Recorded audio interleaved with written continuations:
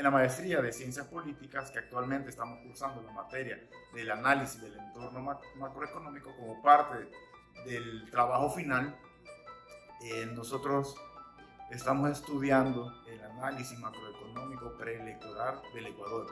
¿Pero dónde queda el Ecuador?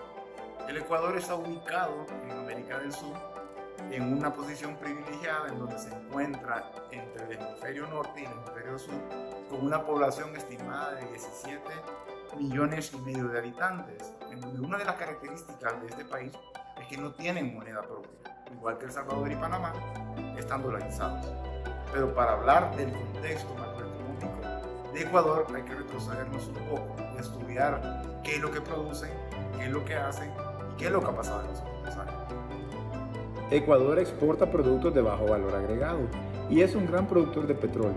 El 30% de sus exportaciones es petróleo crudo. Por otro lado, en segundo lugar encontramos la exportación de bananas, con el 15%. Siendo así, las bananas es el segundo producto de mayor exportación. Y así es, Ecuador es un país bananero y petrolero. Lo siguen los crustáceos con el 14%, pescado procesado con el 5%. Y las flores con un 3%. Así que entre petróleo, pesca y agricultura, el Ecuador concentra su 90% de sus exportaciones en los productos antes mencionados. Pero para saber si Ecuador ha crecido económicamente o ha decrecido, hay que remontarnos en la historia y ver cómo ha sido la evolución de la deuda total del país en comparación con estos días. Y por eso podemos observar la siguiente gráfica. La deuda total del Ecuador es de más de 80,000 millones de dólares. Podemos observar la evolución de la deuda total, es decir, la suma de la deuda externa con la deuda interna del Ecuador desde 1990 en el gráfico anexo. Veamos cómo al máximo del año 2000 la deuda supera los 80,000 millones de dólares y esto representaba el 85% del Producto Interno Bruto del Ecuador. Ese año se vivió la peor crisis económica del país. Hubo paquetazos, protestas y se decreta la dolarización y la crisis llevó a la caída del presidente Yamil Mahuad. Después la deuda se fue reduciendo drásticamente.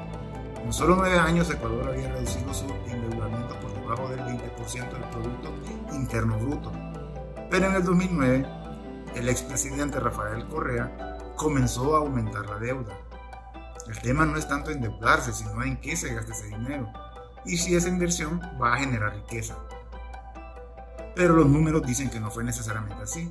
En los últimos años del gobierno del presidente Correa, la deuda crecía y crecía, y el Producto Interno Bruto no crecía.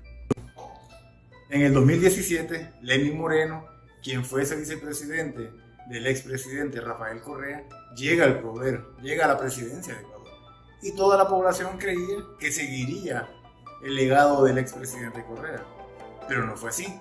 Cuando Lenín Moreno toma posesión, y se siente el primer día, lo primero que hace es acusar a su mentor, es acusar al expresidente Correa. Decir que la crisis económica de Ecuador se debía a las malas decisiones que había tomado el expresidente Correa. Lo acusó de corrupto, acusó al gabinete del presidente Correa de muchos casos de corrupción, donde él fue parte del gabinete. Y para salir de la crisis económica del Ecuador, lo primero que hizo Lenín Moreno fue buscar ayuda con el Fondo Monetario Internacional, en donde pidió 6,000 millones de dólares en préstamos para salir de la deuda. Pero el Fondo Monetario Internacional accedió a este préstamo, pero le puso unas condiciones, en donde estas condiciones le pedía un plan de austeridad, pedía reducir el gasto público, en donde los empleados públicos iban a tener una reducción del 20% en su salario. Aparte de eso, también iban a perder la mitad de las vacaciones. Aparte de perder las vacaciones, también iban a dar un día de su salario al gobierno. Pero todas estas medidas no fueron las que detonaron la crisis en Ecuador. Lo que detonó la crisis en Ecuador fue la pérdida del subsidio. Lenín Moreno estaba proponiendo eliminar el subsidio y el Fondo Monetario aplaudía la medida. Pero la gente estaba descontenta. Salieron a las calles, protestaron. Lenín Moreno tuvo que recular, tuvo que derogar el acuerdo 883, el cual era la eliminación de los subsidios a la población. Entonces, esa decisión que Lenín Moreno hizo que su popularidad del 70% bajara al 30%, al 10%.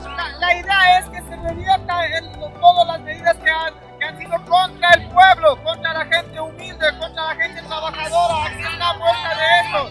Somos gente del pueblo y el pueblo tiene que defender al pueblo. Ahora bien, ¿cómo se ve reflejada esa situación con indicadores macroeconómicos, teniendo en cuenta el Producto Interno Bruto, la inflación y el desempleo de Ecuador?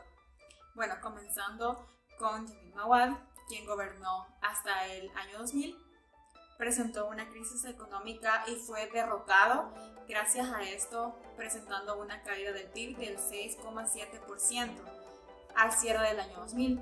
Ahora bien, tenemos a Rafael Correa, quien fue un socialista y presentó un aumento del PIB del 1,03% en su segundo trimestre. Luego tenemos a Lenín Moreno, quien empezó siendo socialista y terminó siendo neoliberal, que presentó una disminución del PIB de 104.396 a 98.808 millones de dólares. Y finalmente tenemos a Guillermo Lasso, que es el actual presidente, que empezó en el 2021, quien ha tenido un aumento en el 2,1% del primero al segundo trimestre de su mandato.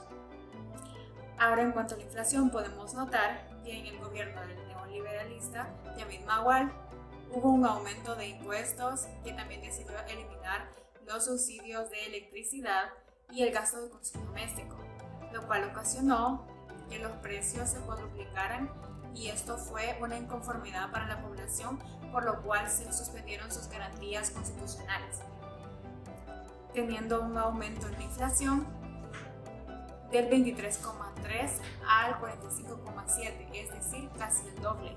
Luego tenemos al socialista Rafael Correa, quien tuvo una disminución en la inflación del 1,79%. Luego le siguió Lenín Moreno, quien con su plan de austeridad le aumentó el IVA, cambió el 20% de los salarios de los empleados públicos, así como también les eliminó las vacaciones anuales a estos empleados públicos, e incentivó el empleo y la dolarización, así como implementó el dinero electrónico. Sin embargo, quitó el subsidio a los combustibles. A pesar de esto, hubo un leve aumento en la variación de la inflación. Luego, finalmente, tenemos el caso de Lasso, que tuvo un aumento del índice de precios del consumo del 1,47% interanual y en 0,21% mensual, después de 12 meses. Ahora bien, en cuanto a los indicadores de desempleo, podemos notar que durante el gobierno de Mawad hubo un desempleo del 7,3%, lo cual es bastante alto, y fue gracias a sus diversas medidas, como una de ellas el congelamiento de los salarios a empleados públicos. Luego tenemos a Rafael Correa, al socialista, que cerró el 2017 con 3,8% del desempleo, presentando una notoria disminución en el desempleo. Luego de él tenemos a Lenín Moreno, quien cerró el 2020 con un aumento del desempleo al 5,9%, siendo un político que empleó medidas neoliberalistas. Y finalmente, en la actualidad tenemos a Guillermo Lasso, quien ha presentado una disminución en el desempleo del 1,2%. En el análisis y las valoraciones respecto a la situación económica de cualquier país, resulta interesante tener en cuenta el contexto histórico. Acontecimientos políticos, sociales, sucesos de otra índole, incluso fenómenos naturales, tanto en el plano local como internacional, suelen tener una gran incidencia en la evolución económica, así como en las estrategias y acciones adoptadas por cada gobierno. Para el caso de Ecuador, a finales de los 90, la situación interna que llevó a la destitución del presidente Abdalá Bucaram y la guerra con su vecino país, Perú, generó hacia el exterior una imagen negativa de Ecuador. Esto afectó la inversión. Aunado a eso, la caída de los precios internacionales del petróleo, uno de sus principales productos de exportación, complicó la situación. A partir de ese punto y hasta el año 2007, las siguientes 4 administraciones abordaron la situación económica mediante la continuidad de medidas de corte neoliberal, privatizaciones de empresas nacionales, congelamiento de salarios de empleados públicos, aumento de impuestos, eliminación de los subsidios, llevaron a Ecuador a una situación de convulsión social, económica y política. La llegada de Rafael Correa al poder en el 2007 marcó el inicio de una nueva etapa que, en el plano económico, mediante una marcada intervención del Estado, buscaba, entre otras cosas, una reversión de la tendencia económica que hasta ese momento había traído Ecuador. Desarrollar la producción y la productividad nacional, generar empleos dignos, así como la redistribución del ingreso y la riqueza, eran los principales objetivos de esta política implementada por Correa. Para el 2017, la llegada de Lenín Moreno al poder marcó nuevamente un regreso a la aplicación de políticas económicas como anteriormente se habían llevado a cabo, políticas neoliberales. Como vimos, para el caso de Ecuador, la implementación de una política económica en que el Estado prefiere dejar todo en manos del libre mercado, tal como lo postularon los economistas clásicos, encabezados por Adam Smith, se ha reflejado en las políticas adoptadas por todos los gobiernos, a excepción del gobierno de Rafael Correa, quien aplicó los postulados de Keynes sobre la política económica activa y la intervención del Estado orientada a estimular la economía. Para Ecuador, la implementación de las políticas de libre mercado resultaron mayormente en una disminución del empleo y el aumento de la inflación. Aquellas políticas sustentadas en la intervención estatal resultaron mayormente en un aumento del empleo y en una disminución de la inflación.